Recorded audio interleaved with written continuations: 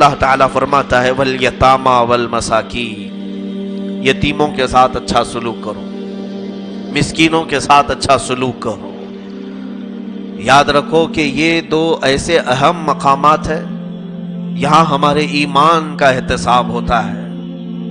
یتیموں کے ساتھ تمہارا جو سلوک ہے یہ تمہارے کیریکٹر بتاتا ہے، تمہاری تربیت بتاتا ہے، تمہارے اخلاق بتاتا ہے۔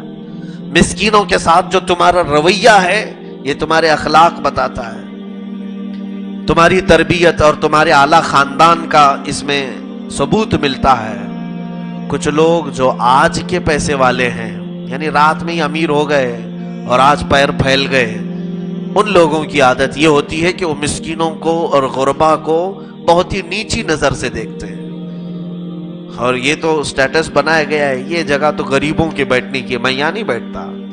یہ کرسی بالکل غریبوں کی دکھ رہی ہے، ہر ایک کو الگ کر کے رکھا۔ یاد رکھو میرے آقا صلی اللہ علیہ وسلم نے فرمایا بدأ الاسلام غریبا وسیعود غریبا۔ حضور فرماتے ہیں اسلام غریبوں سے ہی شروع ہوا تھا اور غریبوں میں ہی ختم ہو جائے گا۔ آخر زمانے میں اسلام غربا کے پاس رہے گا، مال والے تو کسی نہ کسی کی خوشامدی کرنے میں ہی لگے ہوں گے۔ وہ غربا ہی ہیں جو میرے آقا کو یاد کرتے ہیں۔ غریبی کو مذاق نہ بناؤ اور کسی بھی غریب کو کمتر نہ سمجھو۔ ایک بات یاد رکھنا، اللہ رب العزت کے فیصلے بڑی حکمت کے ہوتے ہیں، بڑی حکمت کے ہوتے ہیں۔ اس نے سارے بندوں کے ساتھ انصاف کیا ہے کہ نہیں عقیدہ آپ کا؟ لیکن سوال یہ آتا ہے اگر اس نے سب کے ساتھ انصاف کیا ہے تو کچھ کو بہت پیسہ دیا ہے اور کچھ کو نہیں دیا ہے، کیسا انصاف ہے؟ سوال، اللہ اگر سارے بندوں کے ساتھ انصاف ہی کرتا ہے تو کچھ کو غریب رکھا ہے، کچھ کو بہت مالدار رکھا ہے۔ میرے عزیز، یہ اللہ کے فیصلے ہیں، اللہ کے فیصلے سنو۔ اس نے انصاف کیا ہے، جن کو یہاں غریب رکھا وہاں بہت امیر کرے گا، اور جو یہاں امیر ہیں وہاں غریب ہو جائیں گے۔ فیصلہ برابر ہو گیا، انصاف صحیح ہو گیا۔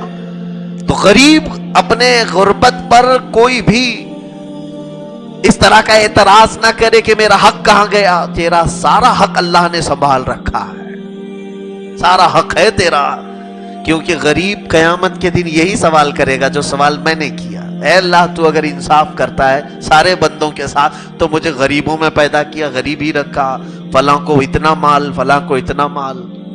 تو رب تبارک و تعالیٰ فرمائے گا کہ تیرا بھی مال میں ان امیروں کے پاس دیا تھا، ان امیروں نے تجھے نہیں دیا، اس لیے میں نے تیرا مال سب کچھ یہاں سنبھال رکھا ہے۔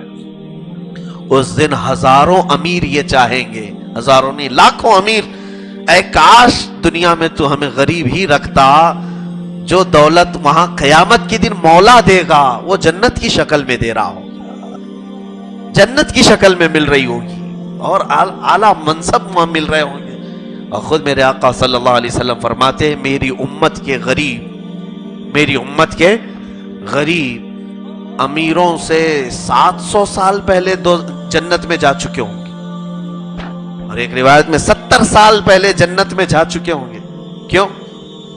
اس کی ایک مثال میں دیتا ہوں۔ میرے پاس 2 اسٹوڈنٹس ہیں، 2 شاگرد۔ ایک نے 1 سے لے کر 10 تک ہی پڑھا ہے، 1 2 3 4 5 6 7 8 9 10 تک اس کو آتا ہے، اور ایک کو دوسرے شاگرد کو 1000 تک کی گنتی آتی ہے۔ کتنی آتی ہے؟ 1000 تک۔ دونوں کا میں ٹیسٹ لے رہا ہوں، یہ 10 جس کی گنتی ہے اس کے کتنے سوال کروں گا میں؟ کتنے سوال کروں گا؟ 2 کیسا آتا ہے وہ بتا دے گا، 3 کیسا آتا ہے وہ بتائے گا۔ اس کے 10 کی گنتی کا حساب لینے کے لیے مجھے 5 منٹ بھی نہیں لگیں گے، وہ اپنے 10 عدد کا حساب دے گا، چل پڑے گا۔ اور جو 1000 کی گنتی جانتا ہے، اب اس کو میں الگ الگ انداز سے پوچھوں گا، ایکڑا کیسے آتا ہے، دہائی کیسے آتی ہے، سینکڑا کیسے آتا ہے۔ یہ تمام سوالات تو کہ 100 میں کتنے زیرو ہوتے ہیں، 1000 میں کتنے زیرو ہوتے ہیں، اور 999 کیسے لکھا جاتا ہے، اس پر تو 1000 سوال ہو سکتے ہیں، اس کے تو 10 ہی سوال تھے۔ 1000 سوال کا جواب دینے کے لیے ہو سکتا ہے اسے صبح سے شام ہو جائے۔ میرے عزیزو، یہی حال غربا کا اور عمرہ کا ہے. غریب کو یہاں کچھ زیادہ نہیں ملا تھا, رب تبارک و تعالیٰ ویسے بھی اس پر قیامت کے دن رحم کرتا ہے. 2-4 چیزیں اس سے پوچھی گئی, کہا گیا جا تیرے لیے جنت.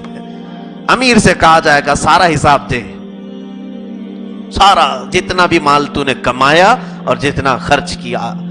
مجھے حیرت ہوتی ہے, یہاں انکم ٹیکس کے ریڈ سے ڈر جاتے ہیں لوگ, تیاریوں میں لگ جاتے ہیں, کیونکہ انکم ٹیکس سارے سوالات کرتے ہیں, یہ آیا کہاں سے اور گیا کہاں. جو ٹیکس بھرتے ہیں ان لوگوں کے لیے خوف خدا تو آ ہی جانا چاہیے. ان کو سمجھ لینا چاہیے کہ میرا آخرت میں حساب کتنا سخت ہو سکتا ہے. انکم ٹیکس والوں کو تم چونا لگا سکتے ہو, ان کو دھوکہ دے سکتے ہو, کچھ بھی کر سکتے ہو, انسان ہے انسان ہے. رب ذوالجلال نے تمہارے ساتھ کرامن کاتبین کو ایسے لگایا ہے کہ قرآن کہتا ہے ما یلفظ من قول الا لدیہ رقیب عتید. تمہاری ابھی زبان سے کلمہ نکلا بھی نہیں ہوتا کہ ہماری طرف سے 2 فرشتے لکھنے کو تیار بیٹھے ہوئے ہیں. ہر چیز نوٹ ہو چکی ہے, وہاں کوئی بھی جھول نہیں چلے گا. ظاہر سی بات ہے میں یہاں پر یتامہ اور مساکین کی بات کر رہا ہوں.